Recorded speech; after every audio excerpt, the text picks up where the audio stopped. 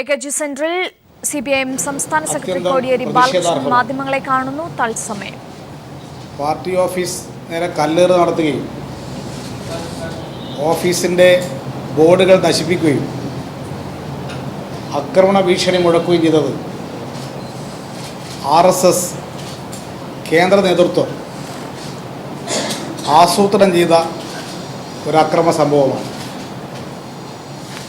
കേന്ദ്രമന്ത്രി രവിശങ്കർ പ്രസാദിൻ്റെ പ്രസ്താവന CPMനെ തെരുവിൽ നേരിടും എന്ന പ്രസ്താവനയാണ് ഇത്തരമൊരു ആക്രമണത്തിലേക്ക് BJPക്കാരെ വഴിതിരിച്ചു വിട്ടിട്ടുള്ളത്. ഈ ആക്രമണത്തിൻ്റെ പൂർണ്ണമായ ഉത്തരവാദിത്വം BJPയുടെ കേന്ദ്ര നേതൃത്വത്തിലുള്ളതാണ്. കേന്ദ്രഭരണം ഉപയോഗിച്ചുകൊണ്ട് RSS നാട്ടിൽ സൃഷ്ടിക്കുന്ന ഭീകരതയുടെ തെളിവാണിത്. ഡൽഹിയിൽ CPMൻ്റെ കേന്ദ്ര കമ്മിറ്റി ഓഫീസിൽ നടക്കുന്ന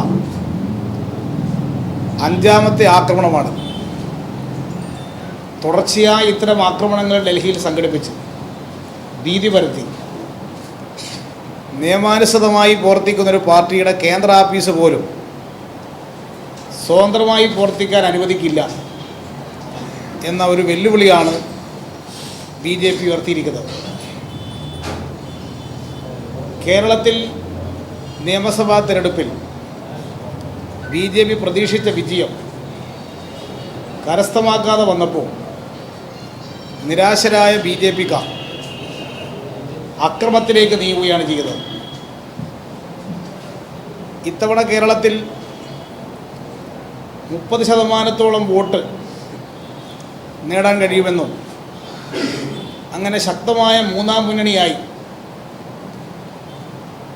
70-ലധികം സീറ്റുകൾ നേടി അധികാരത്തിൽ വരുമെന്നായിരുന്നു ആദ്യം BJP പ്രഖ്യാപിച്ചിരുന്നത്.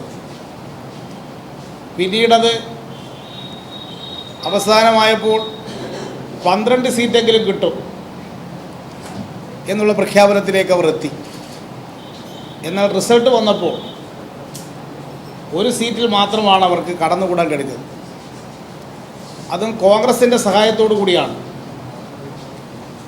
നേമം സീറ്റിൽ BJPക്ക് വിജയിക്കാൻ കഴിഞ്ഞത്. BJPയുടെ വോട്ടിംഗ് ശതമാനത്തിൽ തദ്ദേശഭരണ സ്ഥാപന തിരഞ്ഞെടുപ്പിൽ ലഭിച്ച വോട്ടിൽ ശതമാനത്തിൽ വർധനവ് വരുത്താൻ അവർ കഴിഞ്ഞില്ല. ഇതെല്ലാം BJPയുടെ കേന്ദ്ര നേതൃത്വത്തെയും സംസ്ഥാന നേതൃത്വത്തെയും വളരെയധികം നിരാശരാക്കിയിരിക്കുകയാണ്. ഈ നിരാശയിൽ നിന്നാണ് അക്രമ പരമ്പരകൾ അഴിച്ചുവിടാൻ BJP തയ്യാറായിട്ടുള്ളത്. കേരളത്തിൽ 19-ാം തീയതി റിസൾട്ട് വന്നതിന് ശേഷം വിവിധ സ്ഥലങ്ങളിൽ 8 ജില്ലകളിലായി BJPക്കാർ ആക്രമണങ്ങൾ സംഘടിപ്പിച്ചിട്ടുണ്ട്. അതിൽ 41 സ്ഥലങ്ങളിലാണ് വിവിധ പ്രദേശങ്ങളിലായി ആക്രമണങ്ങൾ നടത്തിയിട്ടുള്ളത്. ഈ ആക്രമണത്തിൽ CPIയുടെ MLA കാഞ്ഞങ്ങാട്ടുള്ള E. ചന്ദ്രശേഖരൻ ഉൾപ്പെടെയുള്ള നിരവധി LDF നേതാക്കന്മാർക്ക് പരിക്കേൽപ്പിക്കുകയും 62 LDF പ്രവർത്തകന്മാർ ആശുപത്രിയിൽ പ്രവേശിപ്പിക്കേണ്ടി വരികയും ചെയ്തു. ഈ കഴിഞ്ഞ ദിവസമുണ്ടായ സംഭവങ്ങളിൽ CPMൻ്റെ 2 പേർ കൊല ചെയ്യപ്പെട്ടിരിക്കുകയാണ്. ഇതിൽ തലശ്ശേരിക്കടുത്ത് നടന്ന ആക്രമണത്തിൽ പിണറായിയിലാണ് CV രവീന്ദ്രനെ നേരെ ആഹ്ലാദപ്പേണ നടത്തുന്ന പ്രവർത്തകന്മാർക്ക് നേരെ ബോംബെറിഞ്ഞ്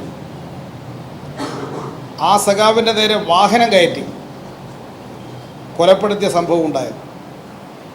അവിടെ 9 പേർക്ക് ഗുരുതരമായ പരിക്കേൽപ്പിക്കുന്ന നിലയിലുള്ള ആക്രമണമാണ് അവിടെ ഉണ്ടായത്. കൽപ്പകഞ്ചേരിയിൽ ഹംസക്കുട്ടിയെ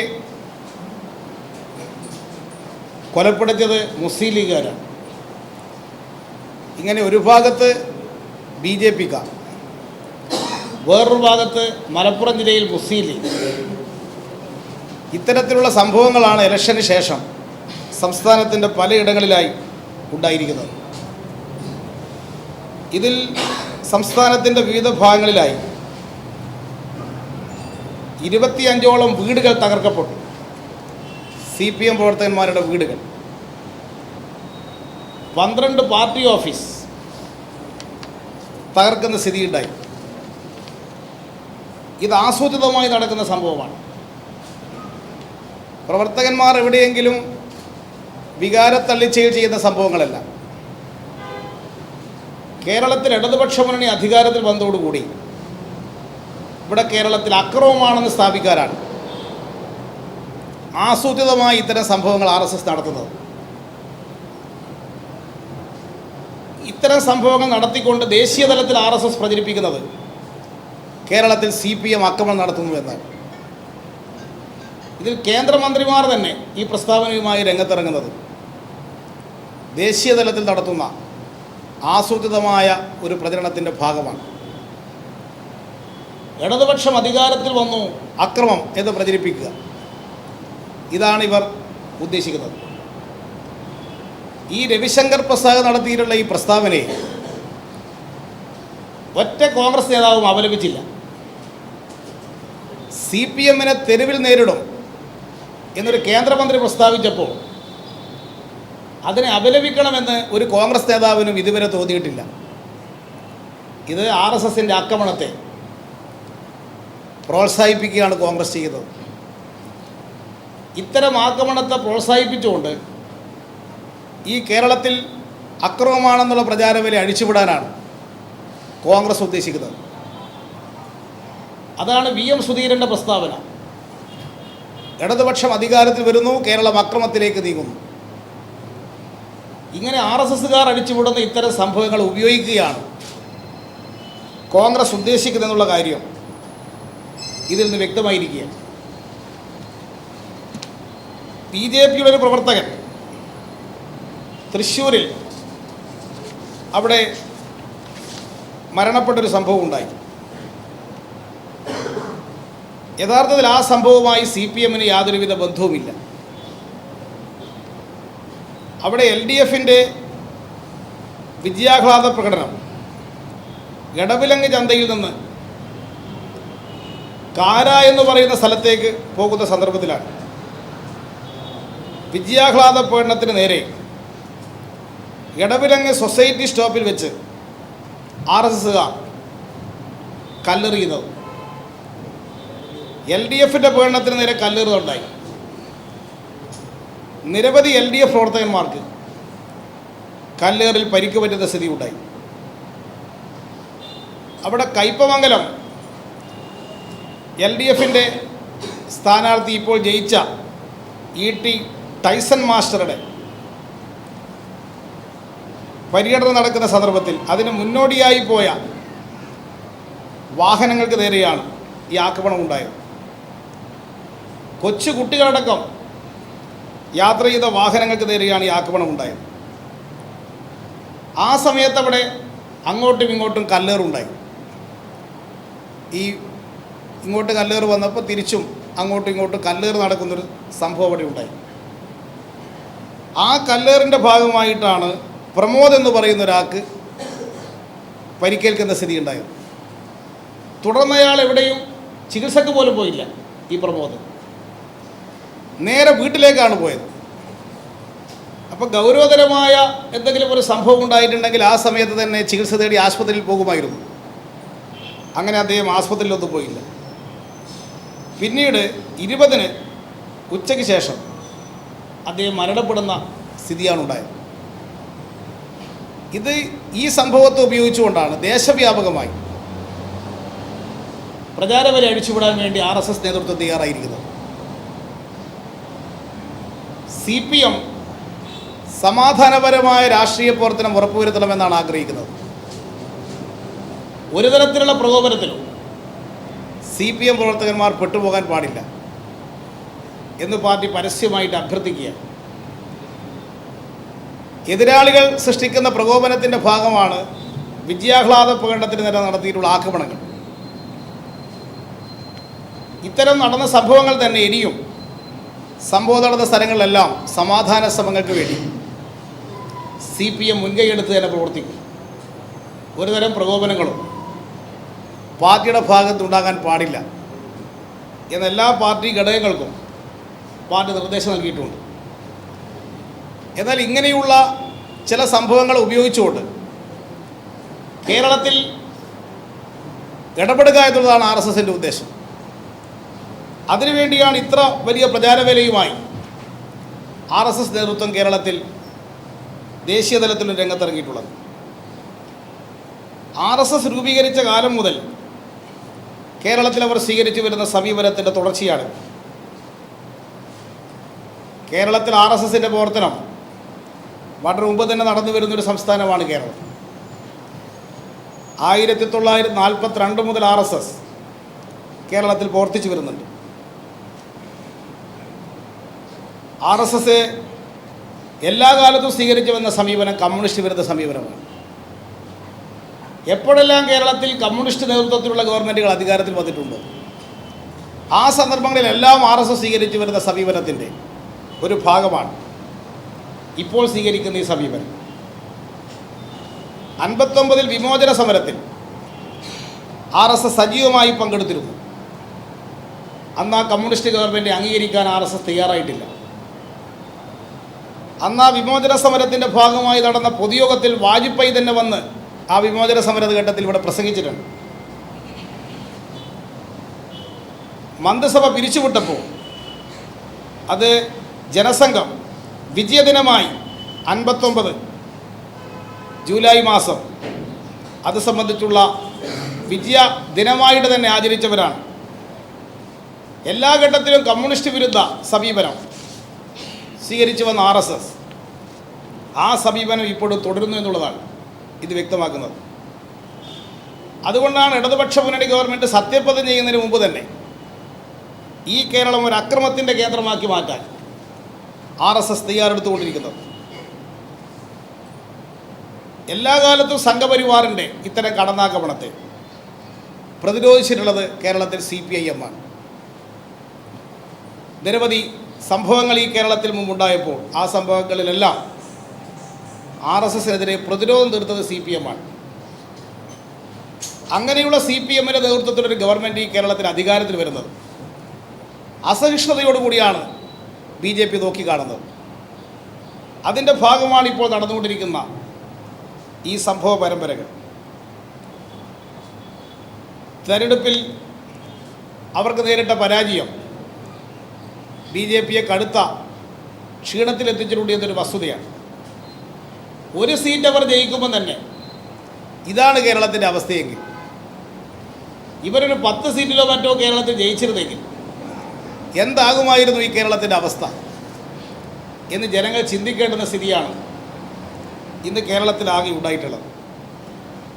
ഇത് കേരളത്തിൽ അരാജകത്വം സൃഷ്ടിക്കാനുള്ള നീക്കമാണ്. അതുകൊണ്ട് ഇതിനെതിരെ ജനങ്ങൾ ജാഗ്രത പാലിക്കണം. CPIM പ്രവർത്തകന്മാർ അങ്ങേയറ്റം ജാഗ്രത ഇടതുപക്ഷ പ്രവർത്തകന്മാർ പാലിക്കണം. കേരളത്തിൻ്റെ സമാധാനം അട്ടിമറിക്കാനുള്ള ഒരു നീക്കത്തിനും ഈ കേരളം അത് അംഗീകരിക്കില്ല. അതിനെതിരായ പൊതുജനാഭിപ്രായം സൃഷ്ടിക്കാൻ വേണ്ടി ഞങ്ങൾ മുൻകൈയെടുക്കും. ഈ അക്രമങ്ങൾക്കെതിരെ ശക്തമായിട്ടുള്ള പ്രചാരവേല പൊതുജനാഭിപ്രായം സൃഷ്ടിക്കാൻ ആവശ്യമായ തരത്തിലുള്ള പ്രകടനങ്ങളും യോഗങ്ങളും സംസ്ഥാന വ്യാപകമായി സംഘടിപ്പിക്കണം എന്ന് പാർട്ടി ആഹ്വാനം നൽകിയിട്ടുണ്ട്. മറ്റ് ആക്രമണത്തിൻ്റെ കൂടുതൽ വിശദാംശങ്ങൾ ഇപ്പോൾ ഇവിടെ പറയേണ്ടതായിട്ടില്ല. അത് സംബന്ധിച്ചുള്ള കാര്യങ്ങളെല്ലാം പിന്നീട് പ്രസിദ്ധീകരണത്തിന് നൽകുന്നതാണ്.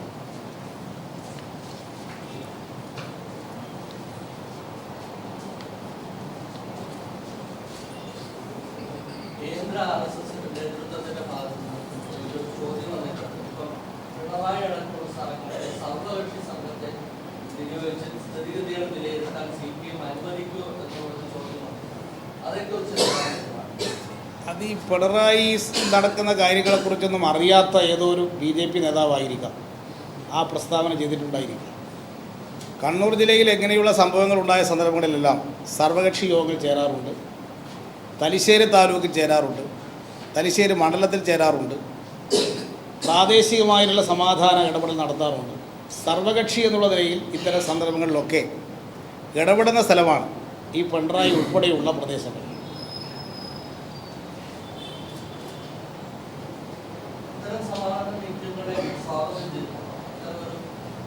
ഞാനത് ആദ്യമേ പറഞ്ഞല്ലോ, CPM സമാധാനത്തിന് വേണ്ടിയാണ് നിലകൊള്ളുന്നത്.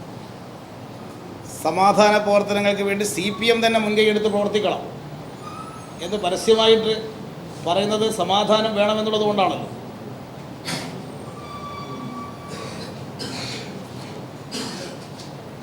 ഇത്രയേ ഉള്ളൂ. ഏത്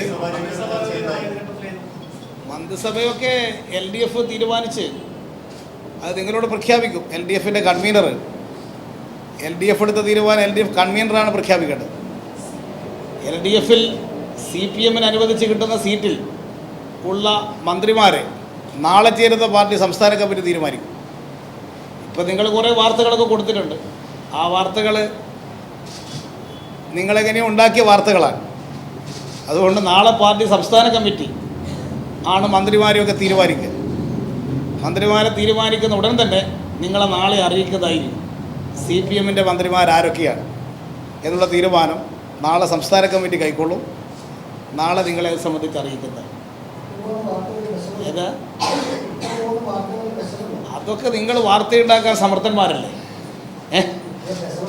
അത് പെശകുണ്ടോ ഇല്ലയോ എന്ന് നാളെ സ്റ്റേറ്റ് കമ്മിറ്റി കഴിയുമ്പോൾ നിങ്ങൾക്ക് അറിയാം. നാളെ ഞങ്ങൾ തീരുമാനം എടുക്കുമ്പോൾ മനസ്സിലാകുമല്ലോ നിങ്ങൾക്ക് ആരാ വാർത്ത തന്നാൾ ശരിയായ വാർത്തയാണോ തന്നത്, അല്ല നിങ്ങൾ ഉണ്ടാക്കിയ വാർത്ത തെറ്റിപ്പോയതാണോ എന്നൊക്കെ നാളത്തെ തീരുമാനം വരുമ്പോഴറിയും. ശരി. ഏതാ? അത് LDF തീരുമാനിച്ചിട്ടുണ്ട്. LDF കൺവീനറുടെ അധികാരം ഞാൻ കവർന്നെടുക്കുന്നത് ശരിയല്ല. അതിപ്പോൾ തന്നെ നിങ്ങളോട് പ്രഖ്യാപിക്കും. തീരുമാനം അറിയാത്തതുകൊണ്ടല്ല, ഞാൻ പറയുന്നത് ശരിയല്ല എന്നുള്ളത് കൊണ്ടാണ്.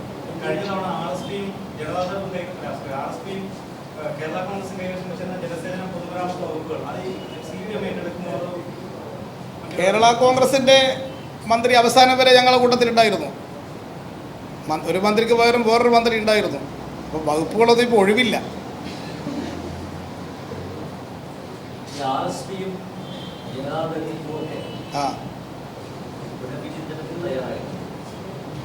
RSPയും RSPക്കും ജനതാദളിന് ഇപ്പോൾ നിയമസഭയിലൊരു സീറ്റും ഇപ്പോൾ ഇല്ലില്ല. അവരെ സമ്പൂജ്യരാക്കി ജനങ്ങൾ മാറ്റി. അത് അവരെ പുനർചിന്തിക്കാൻ സഹായകരമായിട്ടുണ്ടാവും ആ സ്ഥിതി. അതുകൊണ്ട് അവർ പുനർചിന്തിക്കട്ടെ. ഈ ഇലക്ഷൻ്റെ വിജയം പ്രഖ്യാപിക്കുന്ന യോഗത്തിൽ തന്നെ ഞാനൊരു കാര്യം പറഞ്ഞിട്ടുണ്ടല്ലോ, ഇടതുപക്ഷ ജനാധിപത്യ മുന്നണിയുടെ ബഹുജന അടിത്തറ വിപുലീകരിക്കാൻ ആവശ്യമായ പ്രവർത്തനങ്ങൾ ഞങ്ങൾ നടത്തും. അത് ജയിച്ചു നിൽക്കുമ്പോഴാണ് ഞങ്ങൾ പറഞ്ഞിരിക്കുന്നത്. ഞങ്ങൾ തോറ്റു നിൽക്കുമ്പോഴല്ല ഞങ്ങൾ പറഞ്ഞത്. ഞങ്ങൾ എല്ലാ കാലത്തെയും നിലപാടതാണ്. അത് ഞങ്ങൾ പാർട്ടി കോൺഗ്രസിൻ്റെ കാഴ്ചപ്പാടാണ്. ഇടതുപക്ഷ ജനാധിപത്യ മുന്നണിയുടെ ബഹുജന അടിത്തറ വിപുലീകരിക്കാൻ ഇനിയും ഞങ്ങൾ കേരളത്തിൽ പരിശ്രമിക്കും. ആ കൂട്ടത്തിൽ ഓരോ കക്ഷികളും എടുക്കുന്ന നിലപാട് ഞങ്ങൾ പരിശോധിക്കും. ആവശ്യമായിട്ടുള്ള തീരുമാനങ്ങൾ കൈക്കൊള്ളുകയും ചെയ്യും. അല്ല, ഇപ്പം മന്ത്രിസഭ രൂപീകരിക്കുന്ന ഘട്ടമാണല്ലോ. ഇപ്പം മന്ത്രിസഭ രൂപീകരിക്കും, അവരെ സ്വീകരിക്കാൻ അവർക്ക് MLA മാർ ഇപ്പോൾ ഇല്ല. അപ്പോൾ ബാക്കിയുള്ള കാര്യങ്ങളൊക്കെ തീരുമാനിക്കുന്ന സന്ദർഭത്തിൽ രാഷ്ട്രീയമായ കാര്യങ്ങൾ പരിശോധിക്കും. അവരുടെ കാര്യം ആ ഘട്ടത്തിൽ പരിശോധിക്കേണ്ടത് ഇപ്പം വരുന്നുള്ളൂ. ഇപ്പോൾ ഒരു അടിയന്തര ആവശ്യം ഇപ്പോഴില്ല. അവരുടെ ഭാഗത്ത് അങ്ങനെ വന്നിട്ടുമില്ല. നമ്പ്യാർക്ക് വല്ല വിവരവും കിട്ടിയിട്ടുണ്ടെങ്കിൽ ഞാനതറിയയില്ല.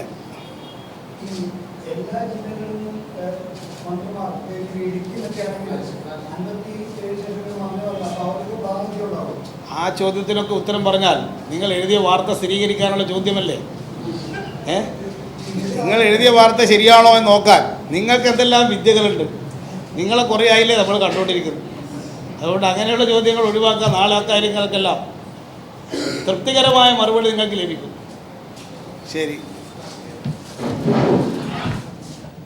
സംസ്ഥാനത്ത് BJP നേരിട്ട തോൽവിയിലുള്ള അസഹിഷ്ണുതയാണ് ദില്ലിയിലുണ്ടായ ആക്രമണത്തിന് പിന്നിലെന്ന് CPM സംസ്ഥാന സെക്രട്ടറി കോടിയേരി ബാലകൃഷ്ണൻ പറഞ്ഞു. ഒപ്പം CPMനെ തെരുവിൽ നേരിടുമെന്ന കേന്ദ്രമന്ത്രി രവിശങ്കർ പ്രസാദിന്റെ വാക്കുകൾ ഏറ്റെടുത്തുകൊണ്ടാണ് BJP പ്രവർത്തകർ ഇത്തരം ആക്രമണം നടത്തുന്നതെന്നും അത് ഭീരുത്വമാണെന്നും കോടിയേരി ബാലകൃഷ്ണൻ പറഞ്ഞു. ഒപ്പം മന്ത്രിമാരെ സംബന്ധിച്ച ചോദ്യങ്ങൾക്ക് അത് നാളെ ചേരുന്ന സംസ്ഥാന കമ്മിറ്റി തീരുമാനമെടുക്കുമെന്നും അദ്ദേഹം വ്യക്തമാക്കി.